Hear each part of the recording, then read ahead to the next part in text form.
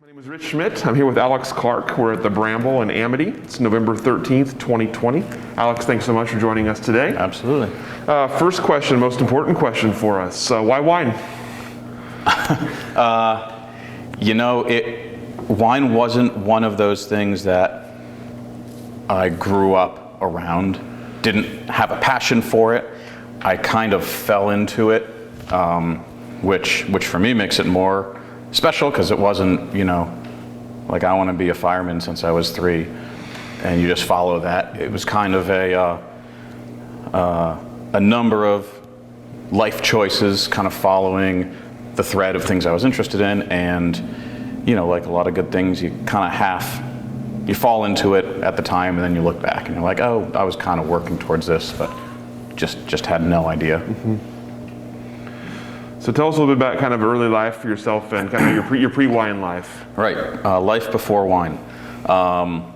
So grew up in New England, and kind of grew up in a chemistry-focused family.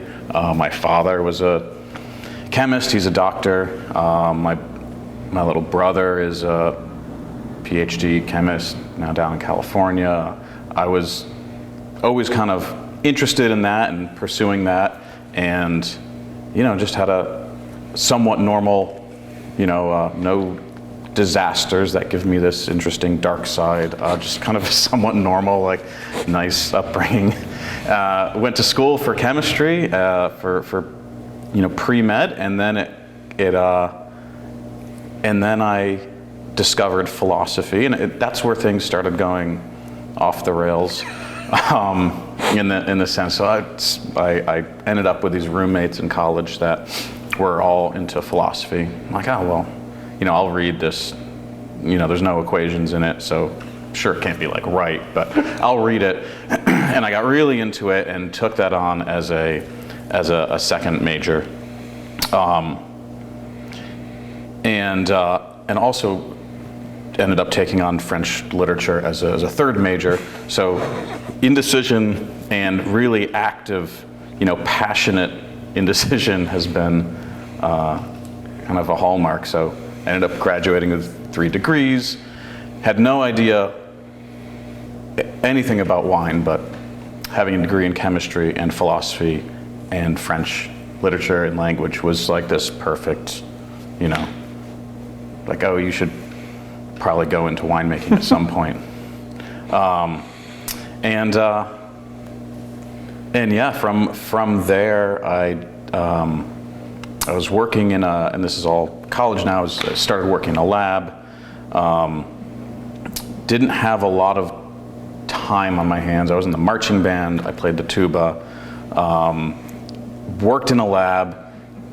Kind of didn't have the classic college experience because I was always running around doing something that I found more interesting than things that you do that give you hangovers. Later in life, we'll do that. And so I started working in a chemistry lab, building molecules for this project, working on building a drug called vancomycin. And it's a lot of time in a lab. If you're a chemist or a biologist or what have you, it's really boring. It's intellectually stimulating. The day-to-day is incredibly boring. And I discovered that I really enjoyed writing jokes. I kind of discovered stand-up comedy while working in a lab. My father has this great sense of humor, brought us up listening to Monty Python and all these, Firesign Theater and Steve Martin stand-up. And I started writing stand-up sets while in the lab, waiting for reactions to run. Because you have to just sit there. You're literally sitting there, moving a tray of test tubes over every 5 minutes as you run these columns, trying to separate things that are, that you're reacting. And so I would write a stand-up comedy set during the day, go into Boston, go downtown, perform it at night, go back, do classes, go to the lab, rewrite it, you record everything, And then that became kind of this passion that by the summer after I graduated, as I was still finishing this project, working in the lab, pretty much was going to go to med school, and then just a hard, I want to say 90-degree turn, but it could be a 180 or a 270. And moved to New York City and just got a job in a restaurant and started doing stand-up. So far, I mean, the classic wine story. You just heard it all before. Heard it a million times. Yeah. You can fill in the blanks. Next question. And so my first exposure to wine was really working in restaurants in New York City. You had to just kind of BS. I'd never worked in restaurants. Totally fabricated a resume. Had my best friend as my, contact or a reference, and then just walked up and down Madison Avenue, handing out these fake resumes, because you needed a job like food service, and like a lot of people have gotten into wine. But for stand-up comedy, you need a job like food service because you need to go out at night, do a couple shows, and then sleep, and then not have a job that starts at 9 a.m. So I got hired at this restaurant in the 80s in the East Side on Madison Avenue, and just kind of started getting involved with wine because people would come in, and they're wealthy, people. I could tell because they wore ties, and they're just like asking about wine, and you're like, I have no idea. Like there's I've got a pretty good list of bagged wines and boxed wines. And aside from that, I always liked it. It was just, you never had the money to buy anything good. And for me, good was always coming from France, or essentially coming from France. And so I kind of got this crash course of, basic how to talk about wine, how to appreciate wine, enough to, kind of educated BS your way through a wine list that, you could never afford any of these bottles.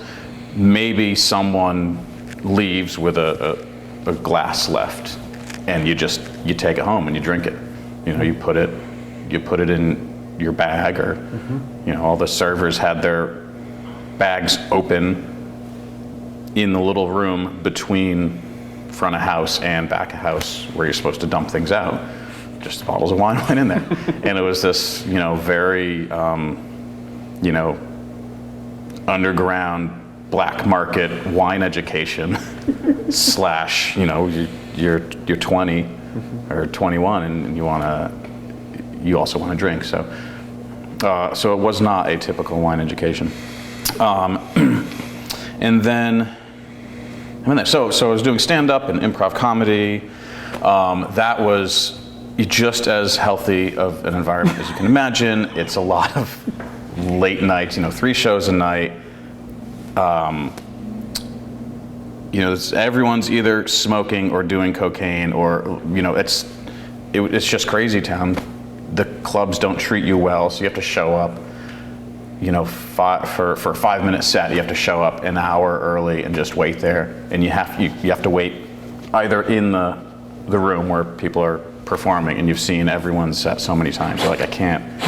Like, I'm sick of my jokes, and I hate you, and I can't listen. So you have to hang out at the bar of the comedy club, and that's how they make money. So the beers are all warm and $10, and it's a bad thing. So that went on for a while, and it was very enjoyable on one hand, and then on the other hand, it was like, I am possibly wasting my life. Like, you see the trajectory of how to succeed in stand-up comedy, and it's like a 10-year, even if you're hilarious, like, you just have to spend 10, 12 years just beating the streets and being up all night. And my parents are amazingly supportive, but, they'd be like, so how's it going? I'm like, well, great, I think. I don't know.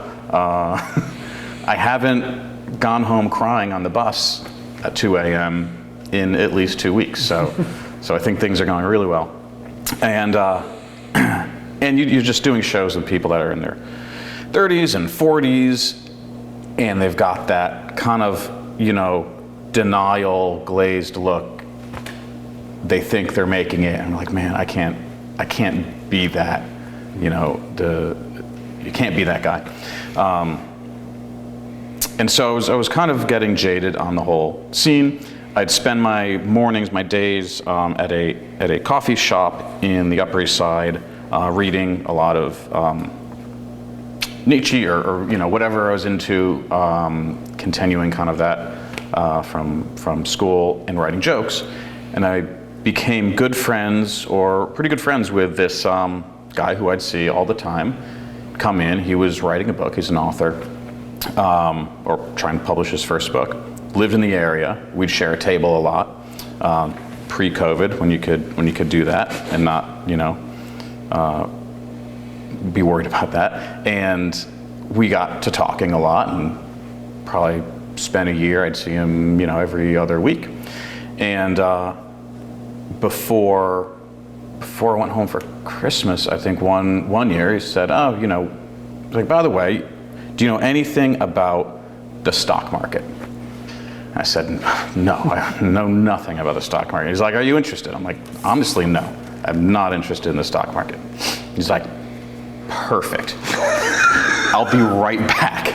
I'm like, okay, that's just the fourth weirdest thing that's happened today in New York and to me. And he came back 30 minutes later with 3 books, just like about basics of investing and the stock market and how the economy works, essentially. He's like, I'm not going to see you for a month. I'm going to Europe. Read these books over the holidays. I'll see you, when I see you next time. I'm like, okay, cool. Sure. I got nothing to do for about a month and a half. So I went home, read these books. They were fine. I ended up seeing him in January. We were there at the same time. He's like, oh yeah, did you read the books? I said, yeah, I read the books. He said, did you like them? I said, no. But they made sense. It's pretty, don't put your money into bad stuff. Buy low, sell high. Mm-hmm. If you hire crooks, they're gonna get you.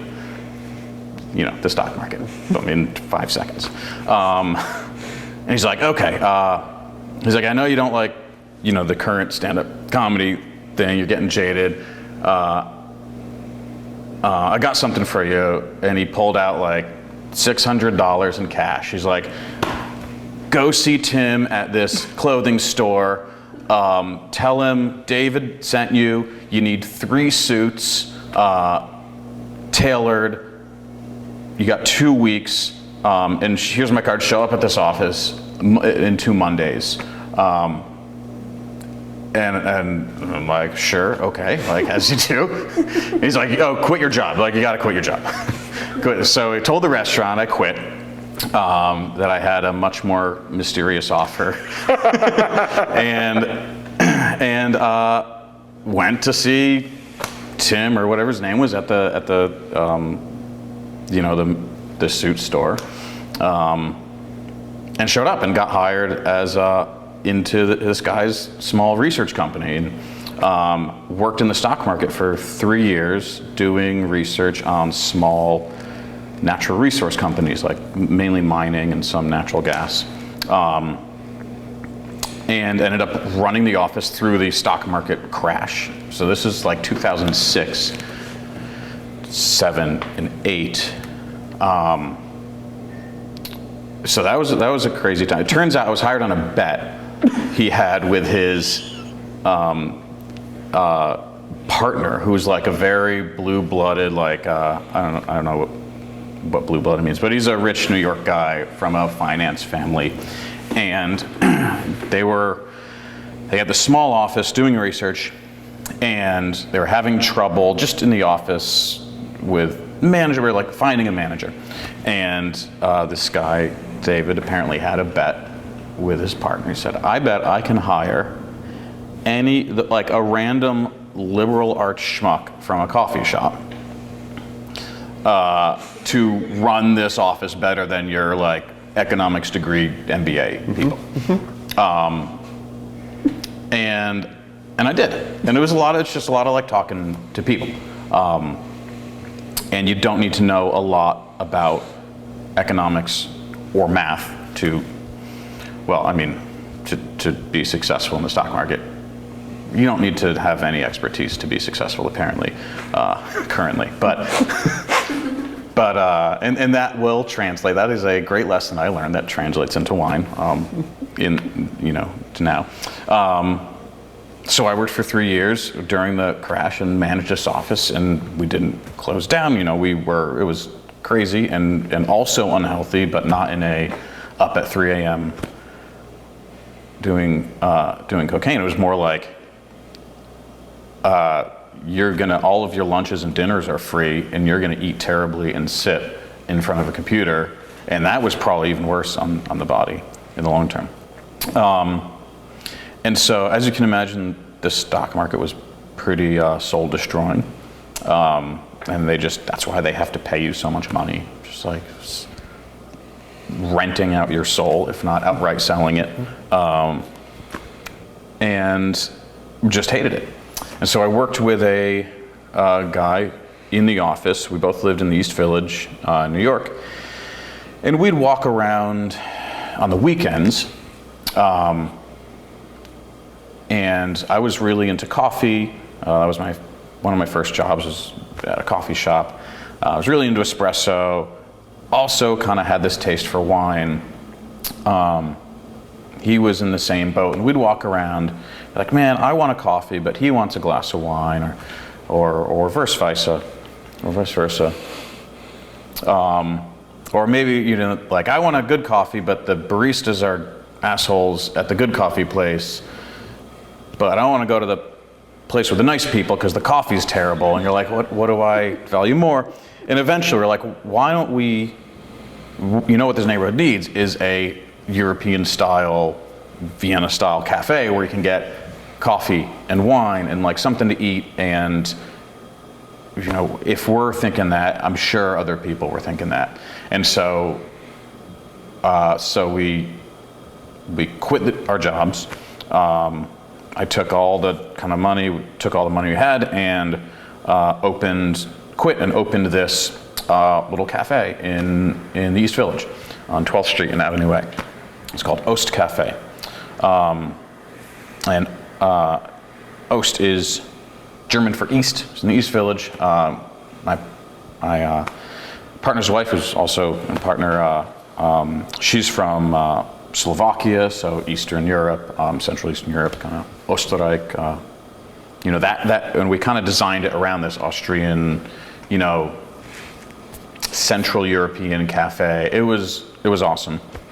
Got a wine license, and we only sold wine from the footprint of the old Habsburg Empire, as you do.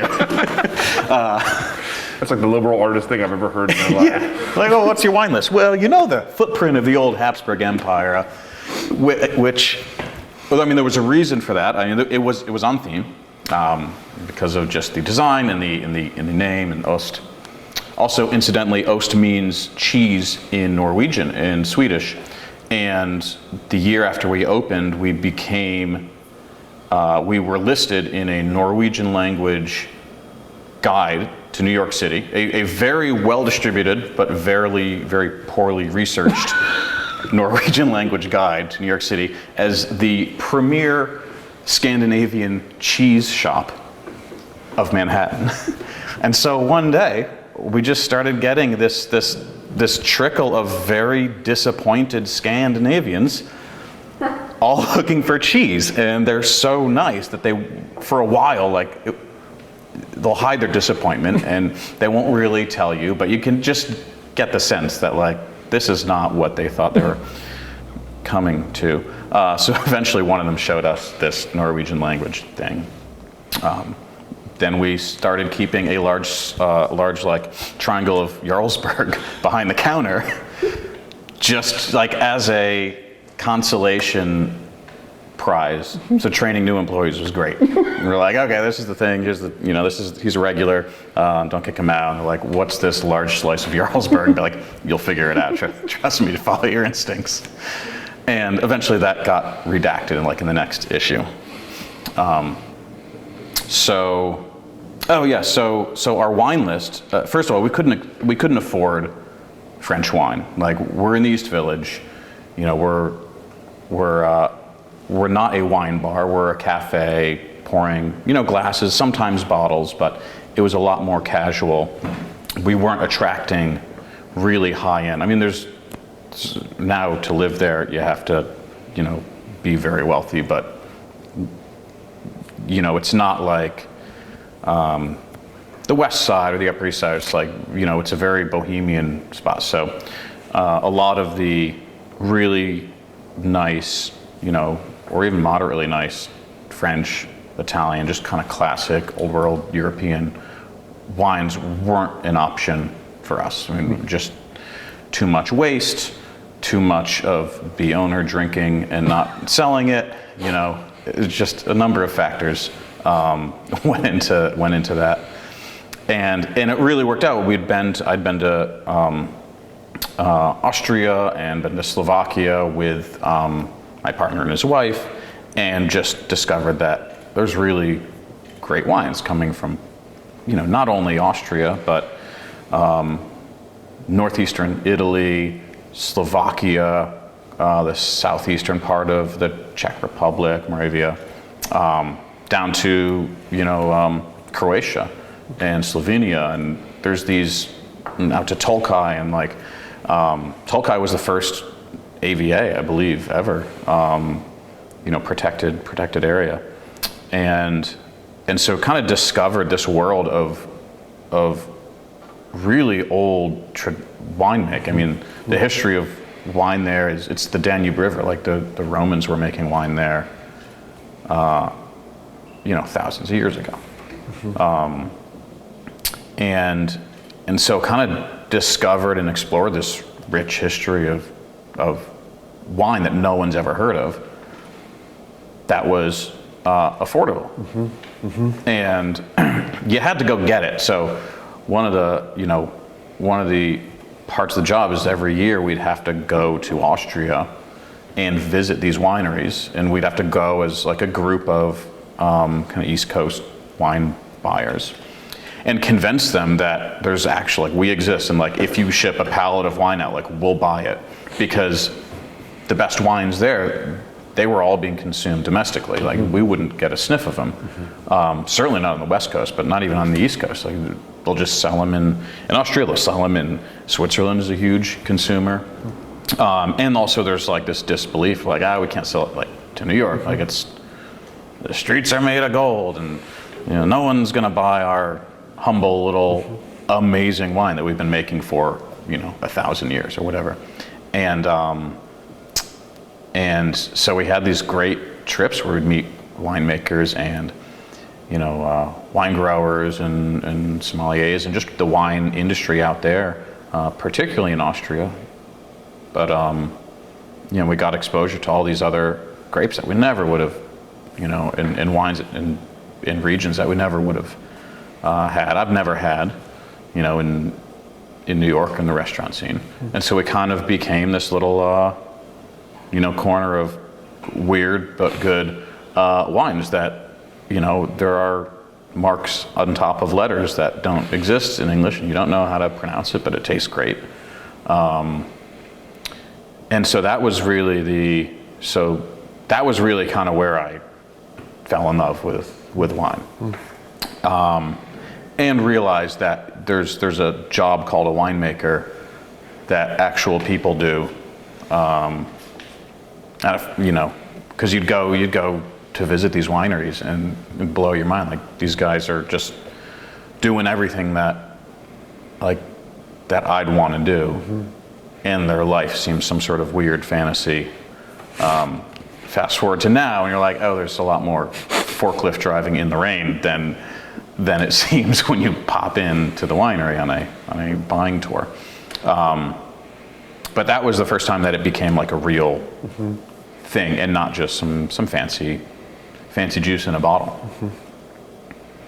And so I ran that cafe for, our lease ended up coming up. We just closed it down. Rent was crazy high. But some of the best years in my life, just being on a corner, you're kind of you are the community gathering spot. And there wasn't really anything like that in the neighborhood. We were the first on those blocks. Like, we were the first business not to have a metal grate that came down at night. And kind of this community built up around the cafe, around Oast, that was amazing. I lived in that neighborhood.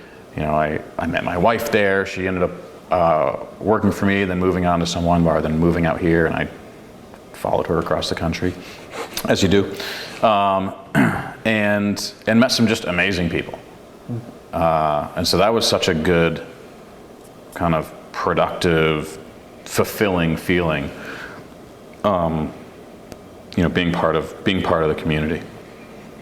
And yeah, it was a great spot.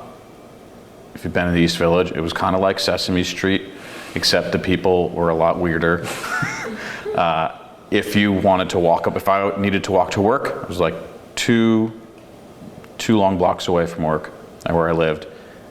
If it was a summer day, particularly a weekend, you'd have to spend, budget 15 minutes per block, because there was just people out sitting on their stoop talking to you. You had these relationships that, coffee and wine kind of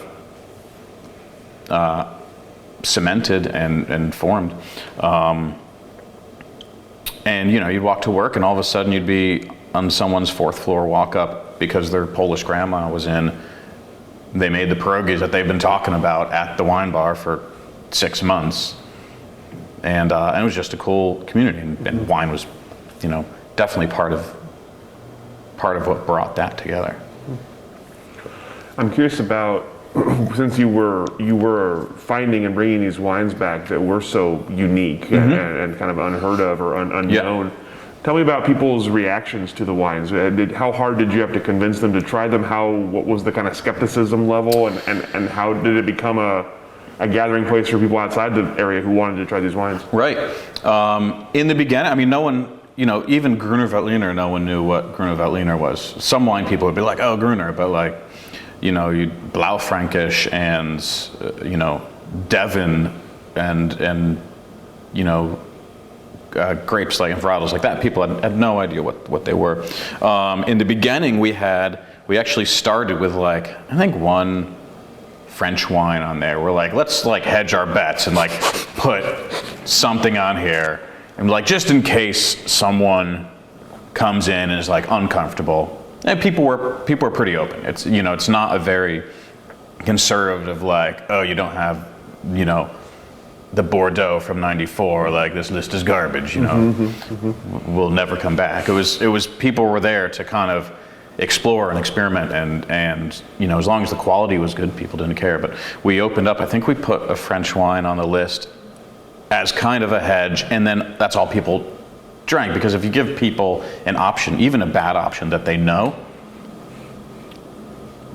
more psychology, but if you give people a bad option they know is bad, but they know it, they're gonna be like, I'm gonna go with that because I know it.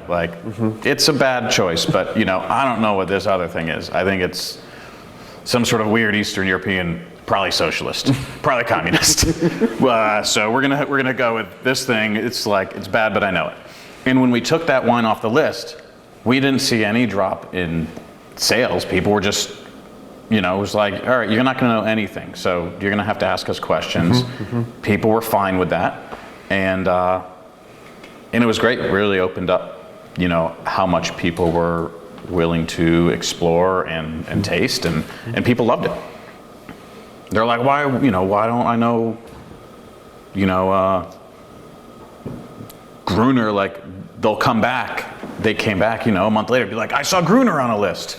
Yeah, it's kind of a popular thing, on larger lists. But when people started seeing, again, like Blaufränkisch or like Devon, which is this Slovakian varietal, that I don't think was anywhere, or some of the Croatian stuff that, people would come back and be really excited and be like, oh, it's like, this is a real thing.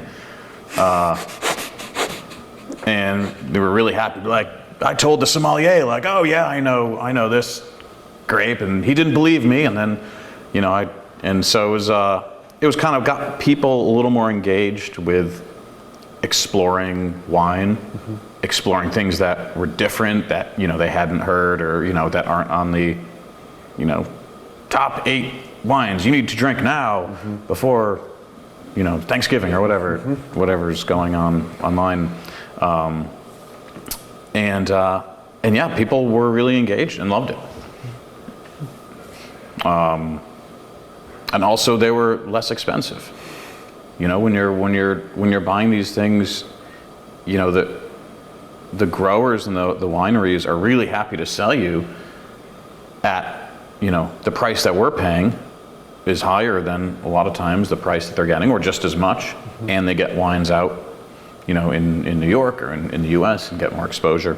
But the price per glass or bottle was coming in much less than anything coming out of, Burgundy. Like, we had some great Pinot Noirs from Austria that, were just like a quarter of the price of even, an okay one coming out of Burgundy, and people loved it. So I'm curious about sort of from that period of time. Obviously, you talked about it being some of your favorite years, some of the best years. Yeah. What were some of the sort of things you learned that you brought with you as you headed into your next step? What were some of the lessons from that time for you? So one is talking to people about wine, and the story is going to sell them on wine much more than a taste. For your average, and not even, average person off the street, your average wine drinker, your person who would say, oh, I identify as a wine drinker. If you provide them with a compelling story, it really, it's not like tricking them into buying it. It makes the experience so much more rich and meaningful, and, the phenomenon of consuming wine, taking a sip and like feeling what happens in your mouth, and that whole thing is much more meaningful and thoughtful of a process if people have a story behind it. Because, a lot of people don't work in wine or don't know the process, or, there's a lot of steps between the vineyard and the winery and the bottle, and people are so removed from it that, it's intimidating a lot of times. Some people come in and feel like they have to give tasting notes, like it's some sort of, competition, or, there's a lot of, wine is intimidating. Not like a bear is intimidating, like low-level intimidation, like it's kind of going to be awkward, But it's real, and when you give people a story about the wine, or the way it's made, or why it tastes the way it does, it's like so much more of a enriching experience, and people are way more on board with it. That was something I learned from the time in New York, because people had no idea what these wines were. They're really good. The language, it's in German or Slovak, or like there's not a lot of things to grab onto that they're familiar with. So we had to kind of sell on the story, or have some pictures of the vineyard, which I don't even like having, because it's there's a lot of pictures of a lot of vineyards around. But if you give them something to hold on to, they kind of dive in, both feet, and just like, oh, this is cool. Like this taste. It does taste like, yellow, green, kind of fresh, grassy thing, and they really connect with it. And and taste and smell has such a stronger emotional connection than words. And that, that that totally has a big effect on people, I found. Also, educated bullshit. You know, it's not wrong to, you know, you don't have to be so precise about everything, you know, and people's eyes kind of glaze over if you offer them too much information. You know, you start talking about soil chemistry, and it's just like, I've lost, you know, you've lost them. They're not even gonna care. They're gonna drink this so you can stop talking and they can get onto something else. And just the ability to talk to people, you know, that's the educated BS. Like, you don't have to have a spiel. Like, if you know enough and you can kind of connect some dots, even if it's a somewhat tenuous connection, but people have these dots in their mind. They're like, okay, what's the relationship between this and this? And you're like, I don't know, like, you know, like, what do legs on wine glass mean? Like, am I just tasting the soil? Is that it? Or minerality? And you're like, all right, like, we'll talk a little bit about that, but we're not gonna go into kind of, you know, PhD sommelier levels, because one, I probably don't know it, and it's gonna be so boring that you're gonna lose any interest. Sort of like a record store approach to selling wine. Yeah, exactly. It's you know, I mean, as long as you know your stuff, where someone walks in and calls you on it, and you can be like, all right, this is what's going on, you know, you need to have that level. But for the person that's walking in, they want more of an emotional connection than an intellectual connection. So I'm curious, you have a bit of a wine bug at this point. You have a bit of a wine background from a restaurant, but you're sort of learning these wines just as you're finding them and learning them and selling them at basically the same time. Yeah. I'm curious about your learning style for these wines and what you were looking for as you were seeking things to sell. Right. For me, I mean, it was much more of do I find this interesting? And it can either be interesting on the palate or interesting story-wise. And that's what I remembered the most. Like, I'd come back from these trips where we drank 100 wines, and I'd remember, you know, 20 of them, which isn't great. You know, I'm like, there's no way I'm ever gonna get into sommelier, anything. Like, I remember 20 out of 100. And then, you know, take notes, and then you then you recall, like, oh, another 50 or 60 based on your notes, and then 30 are like, I don't remember that, and I wasn't that drunk. It was a morning tasting, like, you know. And I realized what I really liked was things that resonated, either, you know, that I remember the taste of, or that I remember the story, and so kind of that, again, that it was an emotional learning process, and less of a, you know, rote kind of memorization of everything that's going on. And, you know, and sometimes the interesting thing was a very technical chemistry thing, you know, but a lot more the interesting thing was just, you know, the experience of drinking it, some element on the nose or some element on the palate or the story. And that's, you know, that's what I realized that I remembered. That's what I realized people connected with most, and I had to sell it. And so that kind of de facto became how I learned about wine. Like, I'd go out and taste, or I'd, you know, go to different tastings around, and just what I remembered the best, you know, what I had the connection with, that's what I came back, and that is now part of the memory. So, you know, definitely not a very technical, you know, way to study for a WSET or a sommelier exam, but it really helps because I wasn't after learning everything about wine ever. Like, there's just, you can't learn everything about something, or if you do, you're terribly boring at parties.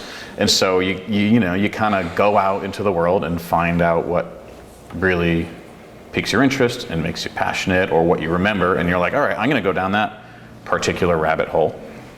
there's a lot of rabbit holes around. And, you know, it was kind of a explore the world. A lot of friends and people I worked with were in the wine industry at that point, because you're in food service or you're a cafe, or, you know, you're also have a wine license. So tons of people are coming through to taste you on wines. And you're always going out. There's always like a half open bottle of something that's, you know, $800 that your friend says, like, you better come over here now and have a glass of it, you know, and I'll be there in 10 minutes. It's like 2 blocks that way. And you're like, tell the person, your employer that you're working with, and be like, I'll be back in 20 minutes. And you go have a glass of wine. It's for work. And it's, you know, it was kind of this weird shotgun scattered approach to learning about wine that I loved, because, you know, you find some really cool stuff that would probably, you know, pass you by if it's a footnote and be like, oh, also there's this little wine region that makes this kind of wine, and like some people love it.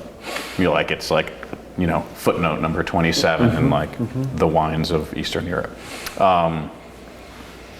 And yeah, I loved that approach. It was very different from previous life, you know, chemistry, and then kind of the stock market and running a business. I mean, you have to be kind of on top of things, and so wine was this very like weird, subjective, but analytical, but sensory, but phenomenological like thing that existed that people were into, and that didn't seem to follow many rules. And it was fascinating, yeah. And at that point, I wasn't really drinking a lot of Oregon wine. You know, I had some Pinots from the Valley that I thought were great. I never sold any American wine until I tried Silas. But that wasn't something I was really looking at. I knew I enjoyed them. I knew I didn't quite like a lot of bigger stuff coming out of California that was more popular. You know, it was always a Burgundy over Bordeaux type person. And then I met this guy who's now partners in Silas. His name's Todd. He bought the vineyard that is our vineyard up in Beaver Creek. It's planted in the 80s. He bought it, I think, in the 2000s with our other partner, Frank. So the 2 guys that really started Silas, Frank and Todd, still involved now, but in a much more minor way. They bought this vineyard because it had a house on it, and they had helped out picking. Some friends owned it, and they kind of fell in love with that. You know, oh, let's live in a house that has a vineyard on it. It's going to be very easy. But it's a beautiful house, beautiful vineyard. You know, it's up in the Cascade foothills, 1,000 feet elevation, unrooted, Vadensville, just really amazing, unique site. They bought this vineyard and started making Silas. I think it started as, you know, garage wine. Previously had been selling the grapes. Then they made, you know, 1 or 2 commercial vintages. I think the first one I tasted was in '09, but really started buying the 2010s. And I met Todd because he ended up moving to New York. He works for an architecture firm, and he moved into my neighborhood in East Village and he just became a customer and started coming and hanging out. He was like, oh, this is cool wine, like this is very different, and it's a welcoming little oasis in New York. We became friends. He had his wedding party at the bar. We danced on the bar and drank a bunch of wine, and he was bringing, you know, he'd bring a bottle of, he's like, oh, this is some wine we made back in Oregon. And I ended up started buying cases of Silas, the 2010s and the 2011s, and loved them. And it was the only wine I ended up selling that was from the US. This is before I was involved in Silas at all. I was like, oh, this is really cool. And Sometimes it was put on the list, or I'd just have, I'd have a bottle open and would, sell it to people. And that's how I kind of got introduced. And then ended up spending a lot of time out here because started dating a girl who came out here for grad school. She's my wife now. She's a Chinese medicine practitioner, and the best kind of Chinese medicine, acupuncture schools are out here.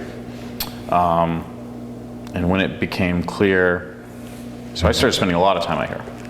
I was also living in a van on the streets because Hurricane Sandy came in 2012 and just wiped out. I lived in an apartment that was kind of ground floor in the back, so I had this nice backyard. I was to myself, but we were set down from street level. And when the East Village flooded, we had water like up to here, just lost everything.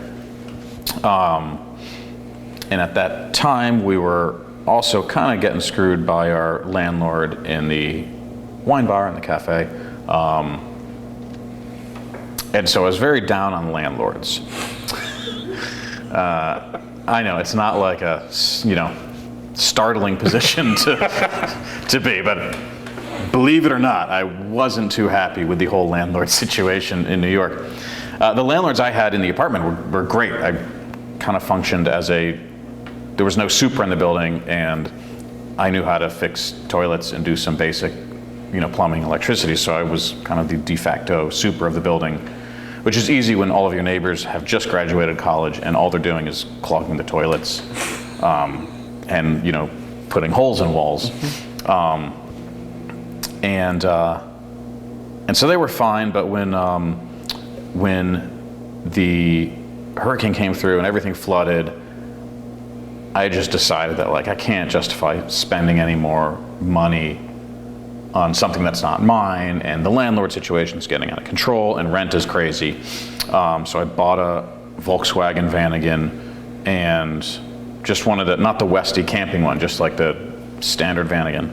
In 1982, two-tone tan and brown, really lovely design. It was it's like a box essentially. It was in okay shape.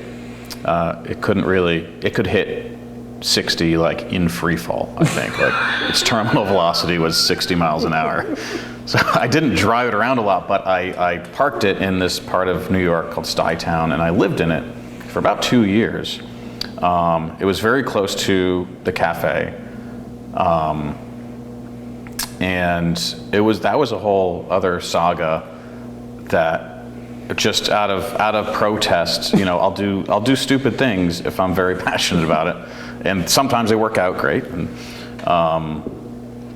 but it was 2 years. Sold everything I owned, kept a wine box full of books and a wine box full of clothes, and was street parking this van.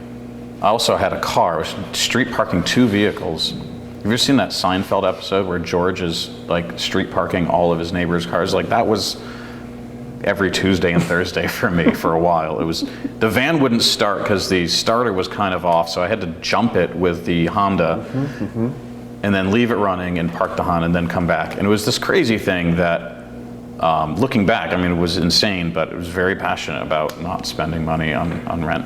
Also was flying out to Oregon every month. So spending a good amount on airfare to visit my girlfriend. And eventually it became clear that I think she's not gonna come back right away. I am technically living in a van on the street, even though, it's more complicated than that. But maybe I should move to Oregon. And the final straw was the second winter when I parked in this area, Stuytown, beautiful development built in the 50s for people coming back from World War II. Grass, playgrounds, fountains. And it was so cold that I had to wear a ski mask to bed, and I filled up a bunch of hot water bottles and slept with them. It's like sleeping with 2 cats that are running super high fevers. But I'd wake up next to the playground in a ski mask in a van, and it's just like after a couple weeks of that, you're like, maybe it's time. Like this has been a really good run. I can check the box, but you know, if I forget to close the drapes and I wake up and you know, beard, and so it was great. I went to the Y, which is a gym. But it wasn't a YMCA because it was a Jewish community center, so it was the opposite of a YM, but it wasn't a YMJA. I don't even know if that exists. But every day I'd go to the sauna to thaw, I guess. So I went to the gym every day. It was me and these 3 old Jewish men, and after a year they finally said hello to me. So like there were some successes, and it was I felt that was the sign. They're like, did it enough where the 3 old Jewish men reading the Yiddish newspaper finally look you in the eye and say, good morning. And we were a very interesting crew. I had the New York Times, and then 3 Yiddish newspapers. So I ended up, started talking about moving out here. At that point, I had opened a second location of Oost. I'd also kind of helped a friend, invested in opening a beer bar, a local kind of beer bar. So I had some business things that I needed to figure out and divest from. So it took a year to find a manager and and kind of wrap things up. And in that year, I was talking. Talking to Todd, this guy from Silas. Who had left Oregon to move out here, and he was talking about the business. He's like, oh, it's going great. The wines, we're kind of raising production every year, and the wines are turning out great.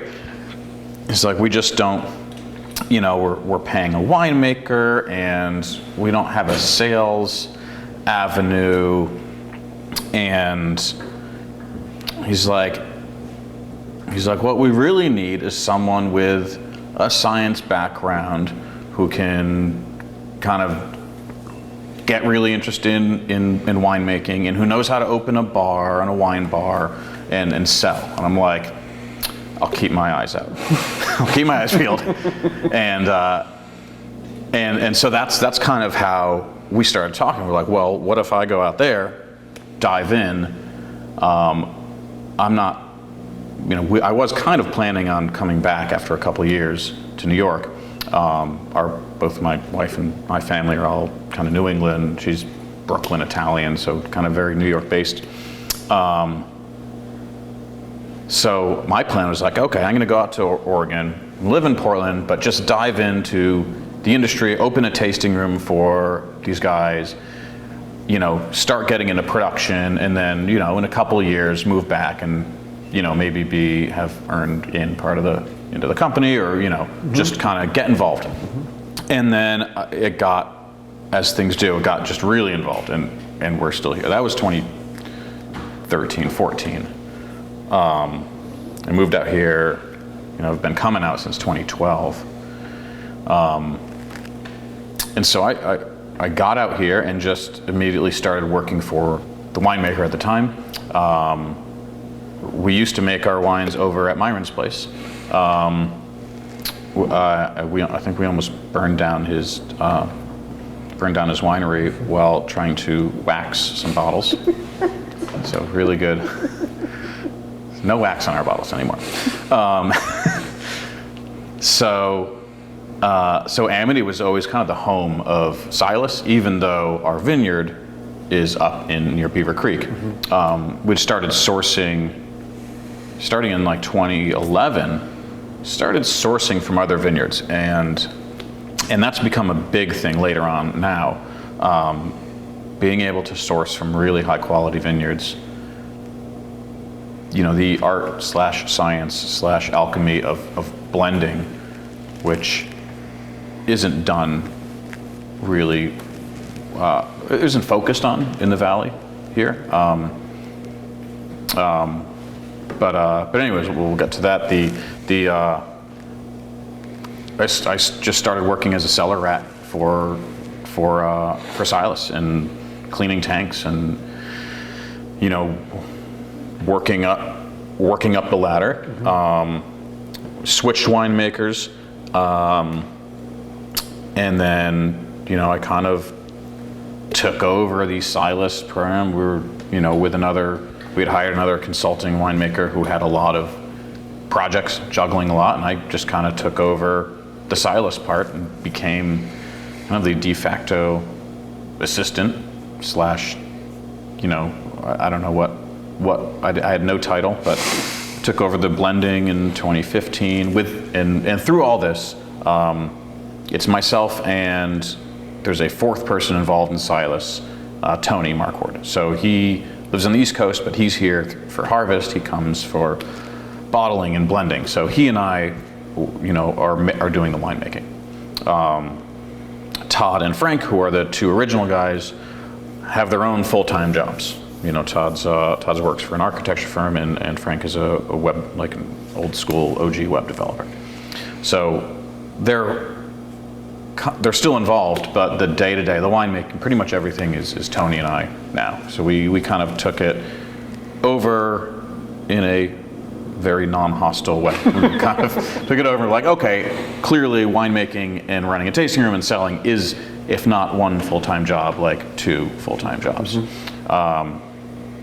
And you two got it off the ground, but are working full-time, raising a family, or living in New York. You know, this Silas needs some TLC, and we're gonna take it from low production, really cool vineyard to a, you know, let's turn this into a real deal and a fun, kind of interesting thing.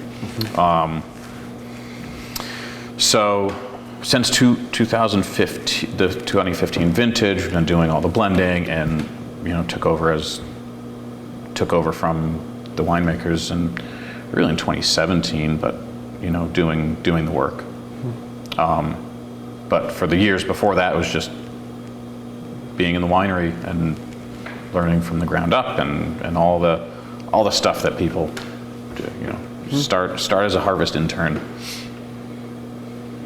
And then, you know, you're like, someday I'm not going to be cleaning tanks. So I think when you retire, you stop cleaning tanks. So wrong, yeah. So wrong. I'm going to make so much money. I'm going to have the respect of my peers, and I'm not going to clean tanks. So, 0 for 3 right now, but working on it. So that kind of, my big project, while it wasn't harvest and while we weren't bottling, was the tasting room. So we got this space, worked with the owners who live in Amity, Barb and Rob, or Bon and Rob Kissel. They grow grapes. They have a vineyard called Bois Joli up in the hills just above Myron's. And they bought this building, which was kind of a building that had been ignored. There's nothing in it. Beautiful, like Masons built, the organization, not a bunch of guys named Mason, built in 1904, and just kind of, you know, had so many things going on, and back in 2014, 15 was just, you know, empty and needed a lot of work. So we signed a lease like 2 years before the building was even built, or before the space was built, just so, like, you know, it's like, hey, we're involved, and we're, you know, part of the process. We were part of the process of designing everything. I mean, they took the floors out, dug the foundation. You know, apparently in 1904, the Masons were not building to current seismic code, which, I mean, if I could talk with them. So anytime you touch an old building like this, you have to bring everything up to current code. So it was a project. What turned from we should probably be open Labor Day 2015 was we think by Thanksgiving 2016. And so it was this long project, which was fine. I mean, you learn a lot about everything that goes into it. We had a lot of time to design and plan, and ended up helping them lay out the ground floor. Our woodworker actually did all of the upstairs. So this whole building now there's 4 hotel rooms upstairs that are kind of in the same theme as, or at least there's consistency and kind of construction and aesthetic through the building, which is really cool. It was definitely a long but a fun process to be part of. And Amity, for a while, felt like there was nothing much going on. And I think we're seeing a little bit of like the start of this little revitalization. The Eola Amity Hills has been making, it's kind of crazy, the Eola Amity Hills AVA, amazing wine. Some of the best Pinots coming out of here in the town, Amity, was just kind of forgotten, even though people drive through it to get to all these places. So, so it's been fun with the kind of to be involved with that revitalization. Also, you're in a small town. Like, people will come try to sell you chickens if you don't lock your door, which is great. You might need a chicken. I do need the chickens. I eat a lot of chicken. Yeah. Tell me about learning the winemaking process. Obviously, you'd kind of seen every other part of wine, and you'd sold it, and Right. you'd drank it, and you'd learned it, and you'd seen winemaking regions. Tell me about actually doing it, getting your hands dirty. It was a little eye-opening. I'd been in wineries, toured wineries, but the reality is a lot not dirtier, but it's physical labor. It's definitely agriculture. There is a harvest. It's not as pretty of a process as a lot of people think, and it's not as specific of a. It changes year to year, at least in Pinot. When you get some larger, Bordelais varietals, that there is almost a recipe. Pinot is what I learned quickly is like every year is totally different, and there's no right answer. There are some questions that are, do have right answers. Should we leave our tank open for 6 months? No, you shouldn't. But short of that, there's a lot of different ways that you can do things. No one really knows exactly what is going on a reaction molecular level. There's so many potential pathways, there's so much uncertainty. It's a pretty broad spectrum of what we consider good wine. It's very subjective. I have an NMR, which is a spectrogram of nuclear magnetic resonance, which I used in chemistry. I have a couple friends at a large software computer company around here, that I got to send a sample of wine in because I wanted to see, people are talking about, wine, we haven't even identified all the compounds in wine. There are perceptibility thresholds in the parts per billion. It's just a very complex solution. So I'm like, how complex is it? I gave 6 bottles of wine to this guy. He's like, all right, 2 bottles for the tech to do this, because you're not supposed to be running wine through this system. Here's a bottle for yourself or 2, and then run 2 samples. And they came back just incomprehensible. If I got that as a chemist, as an output from one of the reactions I was running, I would either think the machine's broken or, despair and move on. I believe the operator, the manager of the lab, immediately called the tech, because apparently they get feed outs of what was going on. It was like, hey, is this our product? Like, what is this? What's going on? Like, do we need to come down here? The tech was like, no, just a weird thing. Don't worry, everything's fine. And he was like, we can't do that again. But it's it's I mean, that's just an anecdote, but it's an example of like the fact that wine is incredibly complex. There are no necessarily right answers. There's a lot of ways to do things. I have a wine, a Viognier, that is the legal limit of volatile acidity. If I give the labs to people in the industry, they're like, this is going to be terrible. It tastes great, because of the aromatics of Viognier, especially dry, high elevation, late harvest Viognier. It's so floral and flowery and perfumey that 1.1 grams per liter acetic acid, which would normally, put a finger in your eye, fit in and elevate it. And there's so many different things that you can do in the process that have, or maybe don't have, an effect on the final product, and it's very hard to tell. And that's what I learned. That's one of the things I learned just looking at, being in a winery where there are a number of different winemakers, a number of different things going on. Part of it is like, it's almost nihilistic, like oh, nothing matters. The thing that I was doing, I cleaned a tank for like 3 hours, like my first big tank clean, was like took everything apart and like sanitized it 3 times, so worried. And then next door, someone hosed a tank off with hot water and pumped their, $100 a bottle Pinot in. And I'm like, all right, I have to like hard reset on what you're told and what the common knowledge is. And there's a lot more wiggle room. That doesn't make anything any worse. I mean, that just offers you so many more tools, in the actual winemaking. And there's a lot more uncertainty. So when someone says like, I know exactly how to make this great wine, you're like, well, maybe, but there's just as great wine that's made the exact opposite way that you've described.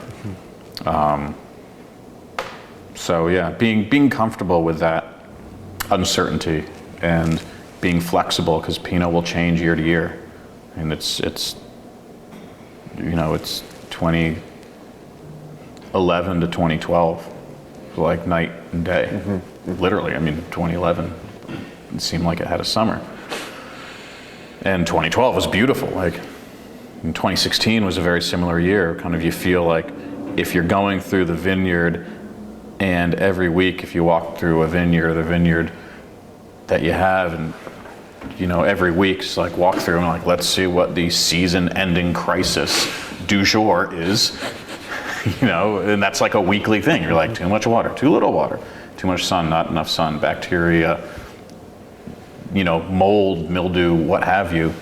And like, how do you, there's a hurdle. Some years are very like week to week, there's a new hurdle. And then some years, the next year, it's like you walk through the vineyard and you just make eye contact with your partner. You're like, shh, like, just walk out. It's like leaving a sleeping, happy toddler. You're like, it's fine. Like, let's not do anything. And that is enough of, crazy uncertainty and change to be sufficient to call Pinot a kind of crazy, uncertain grape.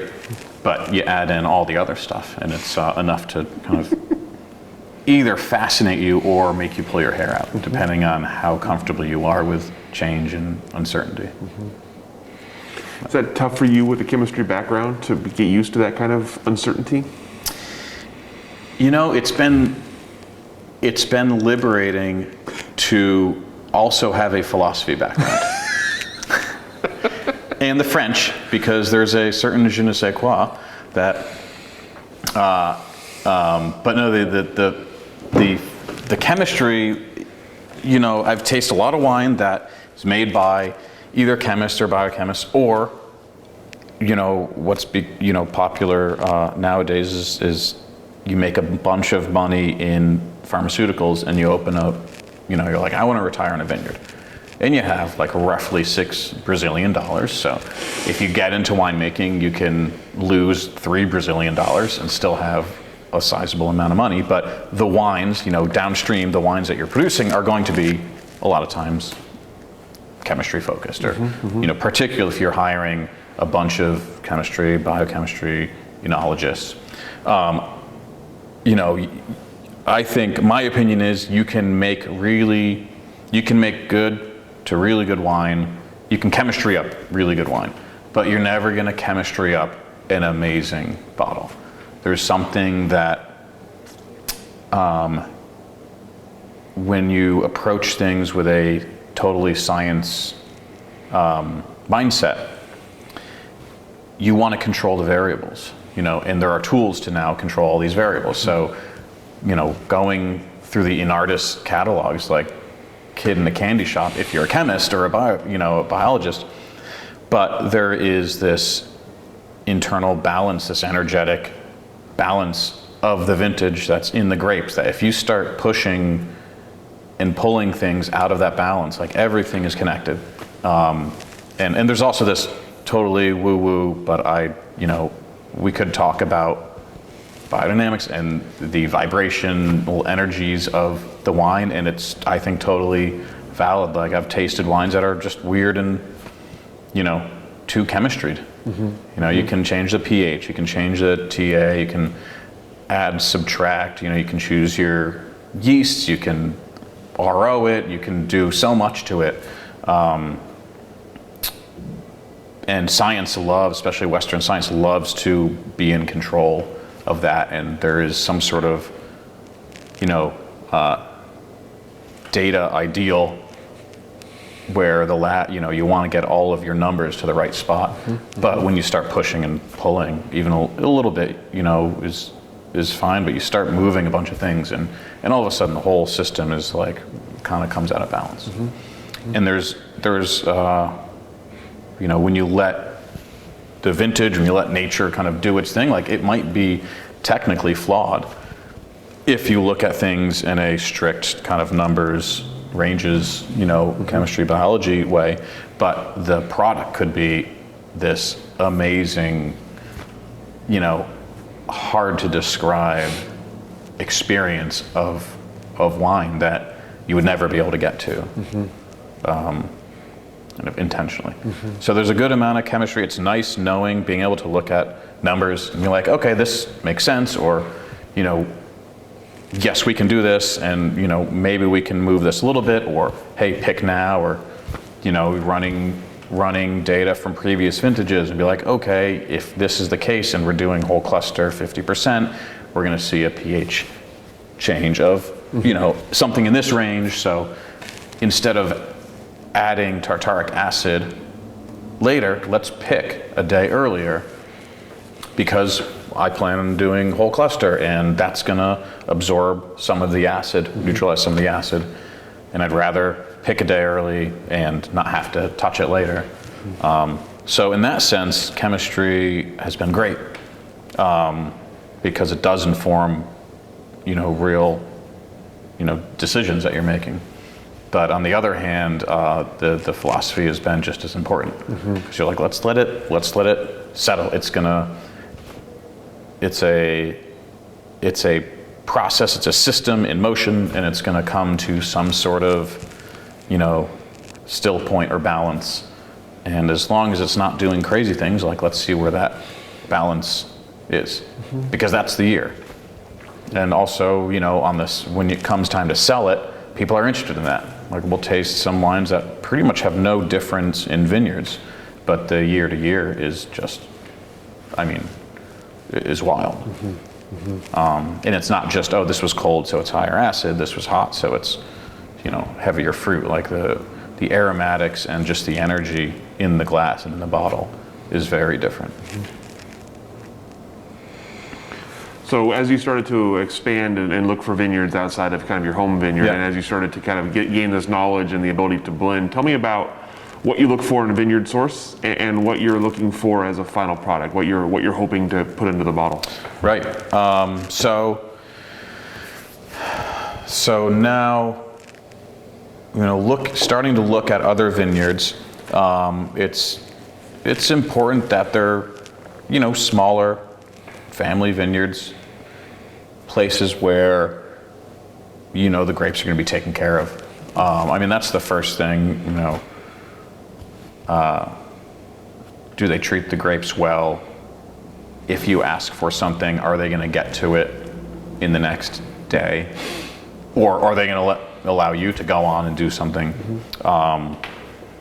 And it's, and different parts of the valley are important too. You know, we've got some fruit, a number of different sites in Eola Amity, Keeler Estate Vineyard, where we make our wine now. Been buying some fruit. They're biodynamic and beautiful. Buy some grapefruit from down in the hills west of Monmouth,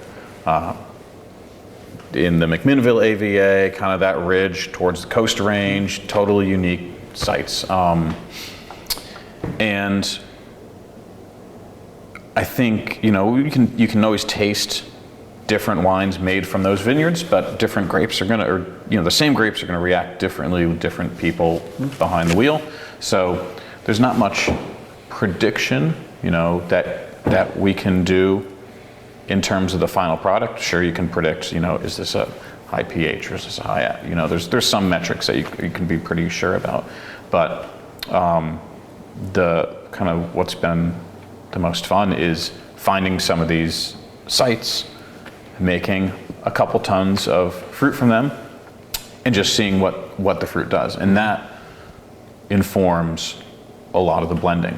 You know, our blending is a lot more reactionary in a good way than intentional, like this is what I want to have. It's a lot more like, okay, well, we did what we think was the best thing based on our experience in the winery and in the vineyard, and we're going to see where these barrels go, and then we're going to try to forget what we did last year and come to it with a clean, you know, fresh palate, and just be like, okay, well, this is what 2016s are doing. Let's dive in and see what happens. And we usually make, Tony and I usually make about 3 Pinots, just based on, usually when you start drinking, when you start sampling barrels and putting together samples, I mean, there are what we call emergent properties that, you know, barrel A and barrel B, you combine to, you know, blend one, and that blend is going to potentially taste nothing like barrel A and barrel B. I mean, there are going to be elements that you could not predict from the tasting notes of these two constituent parts, which is terrible if you really like clean Excel sheets and predictability, but it's amazing if you embrace that, you know, uncertainty and the beauty of just, you know, raw probability and nature. You know, you can have wines that, I mean, that means if you have 50 barrels, you have 50 factorial potential things you're going to taste. Like, there's no way we're tasting 50 times 49 times 48, like different blends. But we do a lot of day drinking of, you know, in blending. Blending is a very long, disturbing process on the palate. But you have to do that work. You have to taste all these things together, and, you know, taste them again the next day, and then do blind tastings of different blends. And so it's a very long process, but it's really rewarding because you really see all these different potential wines that are sitting in your barrels that you can't taste barrel to barrel, but you start combining them. And that's been I think, one of the biggest processes and things that set us apart from a lot of other places. There's been this fascination with single vineyard things, which academically I find very interesting, but a lot of times I don't want a second glass. And I think that's a fault, maybe not a fault I don't step on anyone's toes, but like there's this fascination with something that I don't think we should be as fascinated with, because it's a lot more predictable. It is academically very interesting, but if you're going for the final experience of what's in the bottle, I think people should spend more time blending different vineyards, different barrels, find out what all these hidden wines are that are just waiting to be discovered when you put these 6 barrels together versus, and it's a long process. I understand why people don't do it a lot, because it takes months, and then you'll have, there's, if you want to go back to chemistry or physics, there's constructive and destructive interference. If you think of, so every wine will have, everything has a wave form associated with it, whether it's wine or squirrels or mandolins. The 3 things: wine, squirrels, mandolins, and everything in between. And there is constructive and destructive interference when you combine, like, say, a sine wave with another sine wave, and they're kind of in line, you'll get higher peaks and higher troughs. Or if you combine a sine wave with a cosine wave, you'll get pretty much a flat line. Like, there are barrels that taste amazing on their own. I rarely make a 1-barrel blend. Well, it's not even a 1-barrel blend. I rarely make like a single barrel of very small blends. But sometimes there are barrels that taste amazing on their own, and I'll combine my 2 favorite barrels, and usually they just totally cancel each other out. And then you combine 2 barrels that are like, okay, these are solid, they're going to be good workhorse barrels. They're going to really provide a nice kind of weight and backbone to a blend, but probably not going to be the most interesting. And you combine them, and it's like, rainbows coming out of unicorns. And I think we all have, people in relationships like that. Like, I like you, but together, like, you don't work. You cancel out the good things about him, and he, like, you're not right together. And then you find people that you're like, I had no idea that you two would be together, but you are the most perfect couple. Mm-hmm. And it's sometimes like it's unpredictable. There's definitely an energy in each barrel that if you put the wrong ones together, make it flat. But if you put the right ones together, just accentuate these things or bring out, characteristics that you couldn't taste. Like, say everything has a little bit of something, but you can't taste it. If every barrel has like a little bit of this one thing, but you can't taste it on its own, you combine 5 barrels, all of a sudden that peak is like, above the sensory threshold of whatever it is that you're trying to taste. And it's just a lot of work. But it's really rewarding, because from a single vintage, we're making 3, sometimes 4 different wines that are very distinct. Mm-hmm. And it's not just, this is this vineyard, this is our vineyard, this is this other vineyard. It's more like, oh, these are these barrels that really wanted to go together. Mm-hmm. And this group of barrels also really wanted to go together, but for different reasons. They don't get along. But on their own, they're just quite unique and distinctive. Mm-hmm. Which is really an eye-opening thing when people realize that it's from the same set, larger set of barrels. There's no weird, thing that we're bringing in that is just unique to this blend. It's the same, sometimes the same press slots in 2 different barrels will taste totally different. You tend to over vintage, 16, 18 months in barrel, which also helps the differentiation and the complexity, doing a lot more whole cluster. So there's elements that go into the process that add to the potential complexity. Mm-hmm.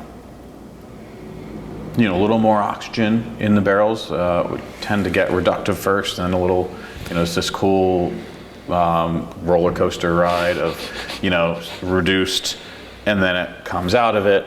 Sometimes if there's too much reduction, like I save all the lees from the previous bottling, and you can kind of do a lees infusion instead of using copper sulfate. You know, a really oxidative rack, dump the lees, take lees from last year's Pinot bottling, shake them up, you know, oxygenate the lees, put them in, and it's kind of this natural way without disturbing the balance. You know, you're just using wine from the same vineyard, just lees from last year. And it's a really like softer way of, you know, helping the wine go to the next step. But there are definitely a number of different phases over those 18 months where you can tell the wine's growing. You know, it's like watching a kid grow. Well, I don't know. I don't have kids. It's probably not like watching a kid grow. It's like watching something grow. You talked earlier about sort of Amity and this place and kind of the revitalization you're seeing here. So tell me about the space we're in now, what you're kind of going for here, and what the reaction has been, and then tell me about the effects that 2020 has had on Right. all of that. So one of the things that we were passionate about is I mean, we're not a big name. You know, there's no rock star wine person involved in Silas. Which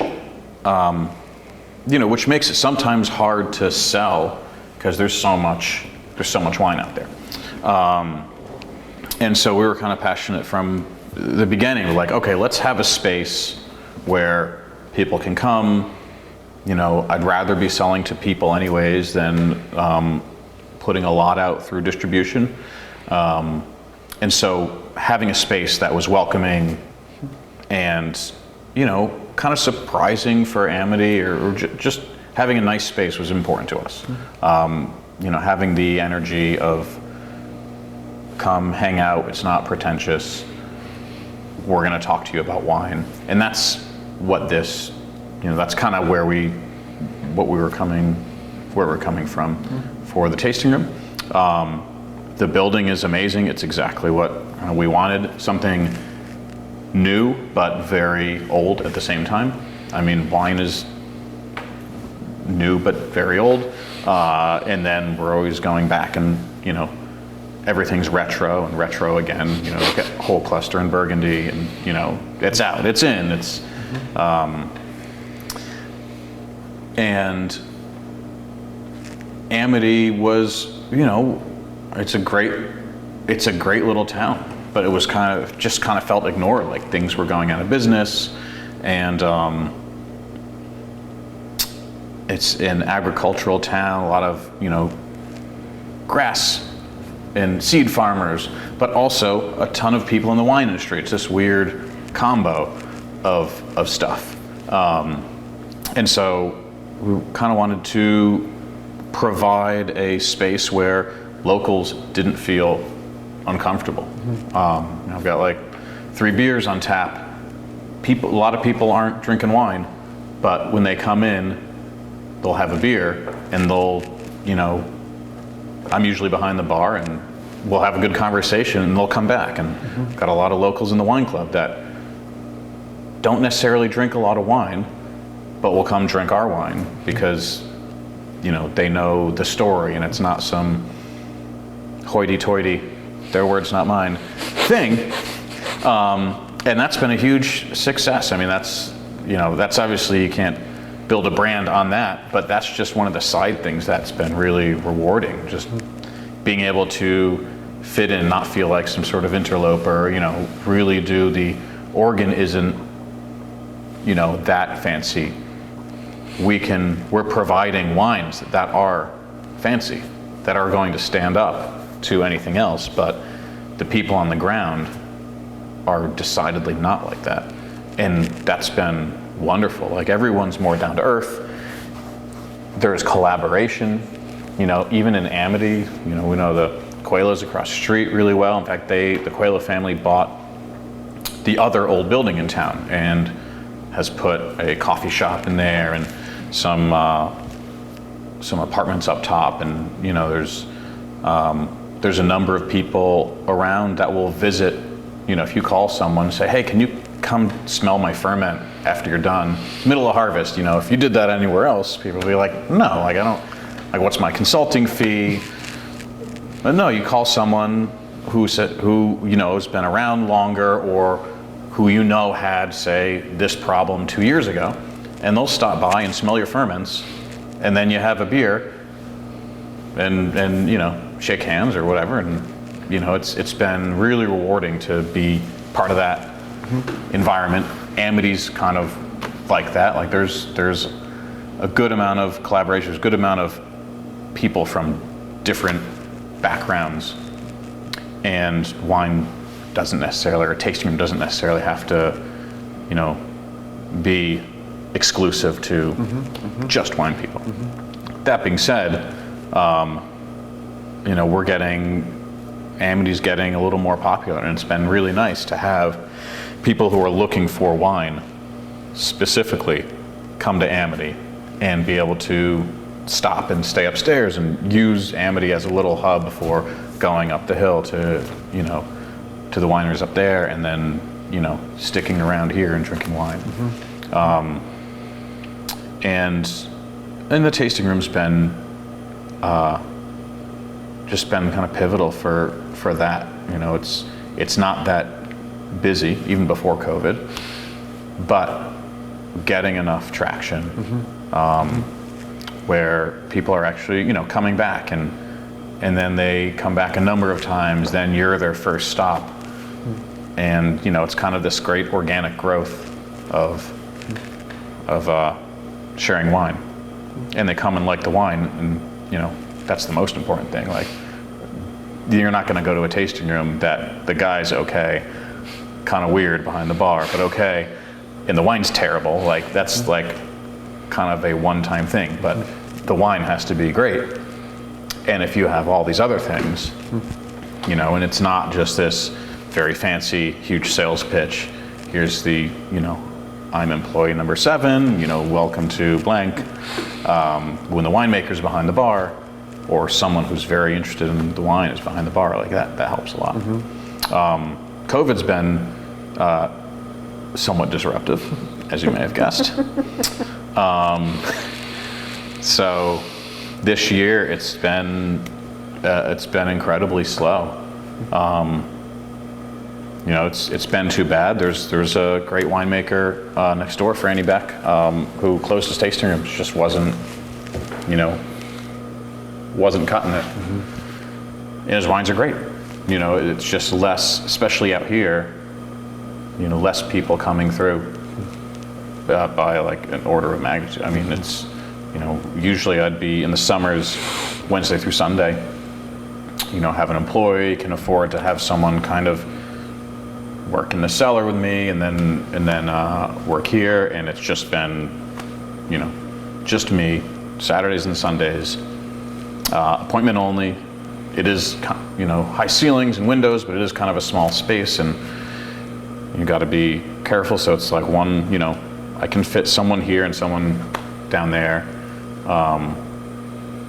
and that's really limiting. But there's a silver lining. The wine club has been really supportive. So, we've been, one of the reasons we can stay open is people know us and remember us and have come, we're getting orders from people that visited 3 years ago that all of a sudden, can't come to Oregon and do the tasting and don't like the grocery store wine, and we've been able to ship to people. We've got a lot of club members that I'll deliver to in Portland. Like, I'm going to Portland tomorrow to deliver some wine, and we'll drop off bottles, and you kind of have to be a delivery service. You kind of have to do a lot, be flexible. But it's been really nice to have people remember you and buy wine from you. And people are drinking more wine these days. If I was selling just to restaurants, I'd be in trouble. Luckily, I have no time to sell to restaurants, so dodge that bullet. But selling direct to people has been great, and that's been something that has really kept us through and kept people kind of coming back. People will call up and say, hey, can I come by at 3? And they'll show up. And they just use you as an excuse. They've been holed up in their, in their house or somewhere. And they're like, we know we're not going to see anyone else here. This is our one day we're going to get out of the house. And so COVID's been definitely tough on sales, but also, I get to spend more time talking to people. Before, when it was this busy Saturday, it felt like a human wine hose, just like running around. You're like, where are you? What tasting are you doing? And now I don't even have the tasting list out. It's been kind of one party at a time. Like, hey, this is what I'm drinking this week. Here's the list of all the wines I have. If anything, if you're here for something specific or if anything speaks to you, let me know. But let me pour you a taste of things that I've been drinking this week. And it's been great for having a little more of, the story being given to people. And people really appreciate that too. So it's less of a clinical, like, here's your tasting and, we're going to go through these 5. It's more like, what have you been drinking? What have you been liking? I've got something like that, or let's open this. Like, I got this bottle in the back from whenever 13, let's open that. And it's been much more of a kind of, more personal wine tour experience, which resonates with people. Again, the story, people love the story. When you have time to kind of pour them some wine and of course then stand back and, but talk about it, people really appreciate that. And that kind of goes back to the beginning of you're able to give, at least now, you're able to give more of a story, or you have time to talk to people. Also, people crave contact, so to be like another living person that someone sees that's not in their immediate family. And not on they Zoom. Already love you, yeah. Tell me about your initial impressions of the Oregon wine industry and kind of what it looks like to you today now that you've become a part of it and more familiar with it. Yeah, I kind of came in knowing almost nothing about it, aside from, there's great Pinot here. And I took when I came out, pretty much for the first time, I took my girlfriend, we're like, all right, we're gonna go wine tasting, because I hear there's great Pinot out here. I don't know where. We went to like Sokol-Blosser and Domaine Serene and Domaine Drouin, and White Rose. It was like we did the thing, which was great, and that was kind of my first impression. Be like, it's a lot of like, these are people who've been around for a while in most cases, and they're pretty fancy. The wine's really good, and I don't know how I fit in this industry. We don't exactly have like marble fountain outside budget. We can turn the sink on, we can have running water, but like there's got to be another, like we're gonna have to find some sort of niche. And sure enough, like kind of getting involved in the industry, because it's new. I mean, granted, like 70s, 80s, 90s is still new for, you look around the world or even down to Napa. There's so much more land. It tends to be a younger, so a smaller barrier to entry in terms of money, but also expertise and prestige. I've just found it to be kind of amazingly experimental and collaborative, while at the same time there's really elegant, amazing, top-tier stuff going on. So it's kind of this perfect storm of, it's been people around that have been growing for decades. It's attracting top-notch talent, investment, but also you don't have to be a millionaire or be a famous winemaker. You can go in and get a job somewhere and make some wine and start a little label. And in that sense, the barrier to entry is low. Like, there's fruit available. It's not $40,000 a ton, cab where, there's no way you can take a flyer on something like that.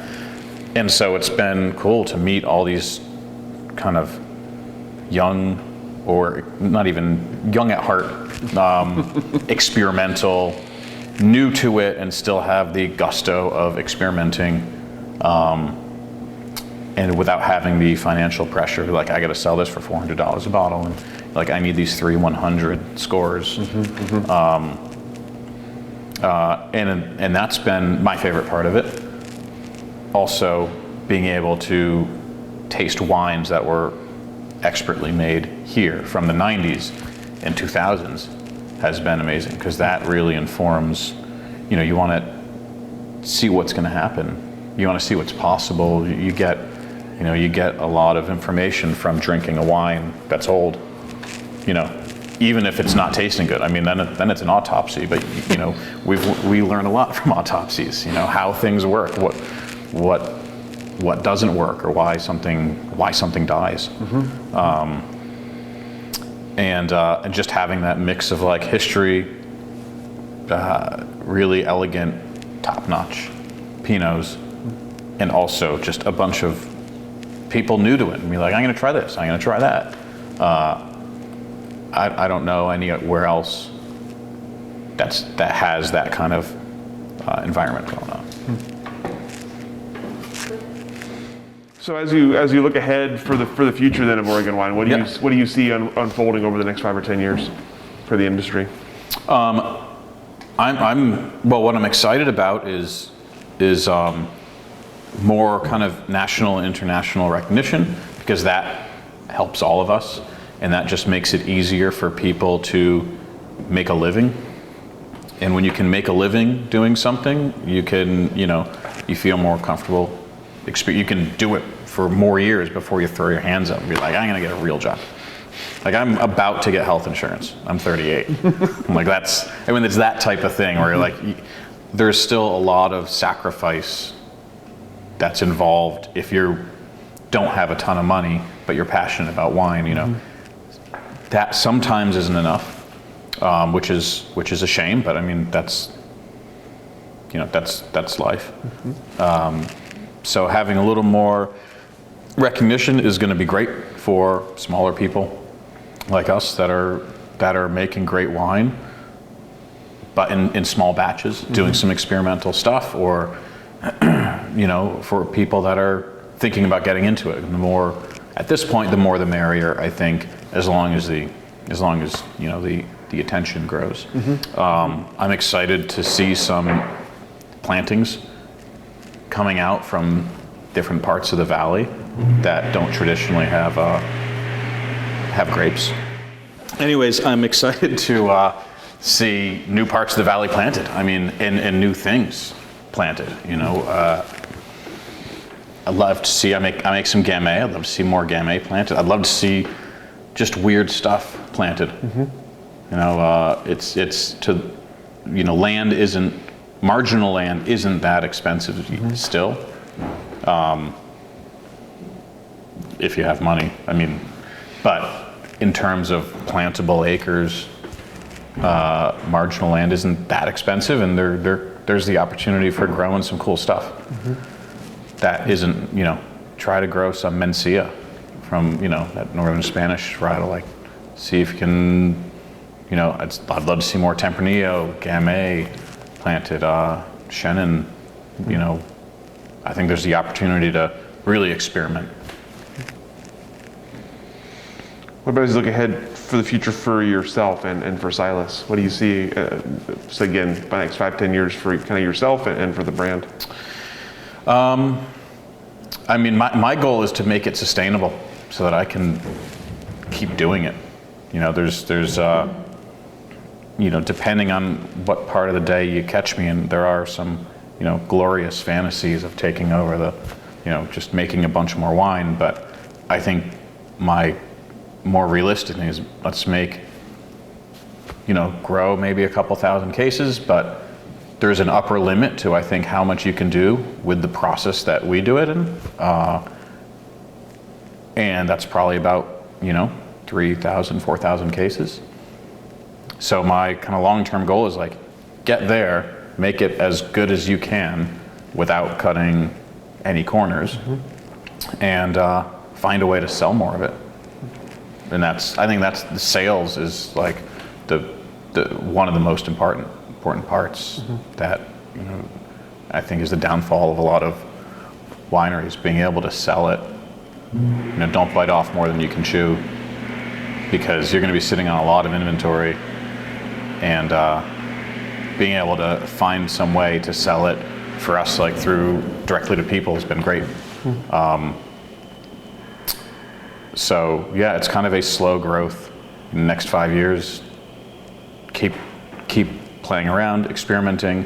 Every vintage, every harvest, there's a couple kind of active experiments going. I've got one with my wife. We're trying to make a medicinal, kind of fortified medicinal wine with kind of traditional Northwest plants. That's kind of a weird side project.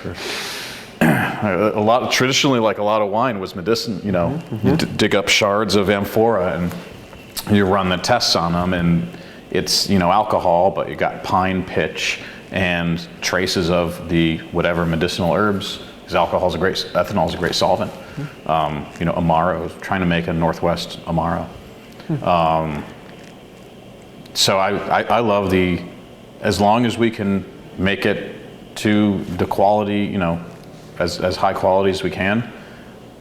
I don't really want to make a ton.